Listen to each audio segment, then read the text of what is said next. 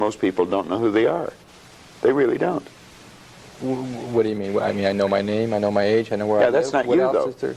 You know, that's what just size, it. If you ask the average person who they are, they'll give you their name. They'll say, I'm Bob Proctor, but I'm not. Bob and Proctor are two words. My parents give them to me. They're called names, but it's not me. It's my name. Then somebody will say, well, this is me, but this isn't me either. It's my body. Like, you never phone down here to the studio and say, body won't be in today. It's sick. Okay. You know, we don't say am hand or am leg. It's my hand, my leg, my body, my name. Who am I? Well, that's an interesting question. And I believe if a person will start to study that and look for the answer, they'll find it. See, I think we live simultaneously on three planes of understanding. We're spiritual creatures, we have an intellect, and we live in physical bodies. Okay. But because we lack awareness or understanding of who we are, we're totally locked into a physical world, and we let things outside of us control us. 95% of the population are reacting to life. They're not really living at all. Okay. And would you call that one of the barriers to success? Oh, there's no question about it. I think there's two barriers. Success is a funny word. Nightingale had a great definition for it. He said a person's successful if they know where they are, and they know where they're going, and they're progressively moving in that direction. He said that success was the progressive realization of a worthy ideal. Anyone that has a goal and they're moving towards it, they're successful. Most people think that you're successful if you have a lot of money. Quite often you have a lot of money if you're successful, but it isn't. I wouldn't say Mother Teresa has a lot of money. Okay. You know, but she's a pretty successful lady. So it's... okay, so that barrier to success... Well, there's a couple of them. Okay. I think there's two barriers. One is our conditioning. The conditioning that takes place in our subconscious mind from the time we're infants. All we can do is act and talk like the people around us. That's why we learn the language we learned.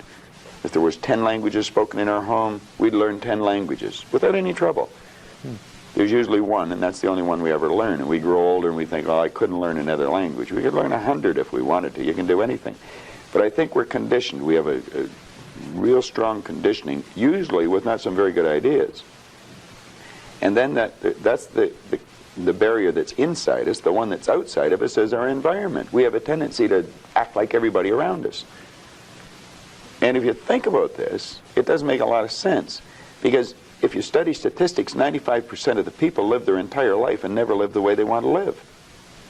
Did you know that 95% of the population in this country, let's say in North America, the richest continent in the history of the world, they'll work productively, let's say for 40 of their 65 years, and they'll end up with hardly any money. Well, there's got to be something wrong. So there's not much... 5% of the people end up financially comfortable or independent. Are you trying to depress us, Bob? Because that's No, actually, I think it's quite an exciting idea, because you see, the idea behind it is that anybody can win, anyone at all.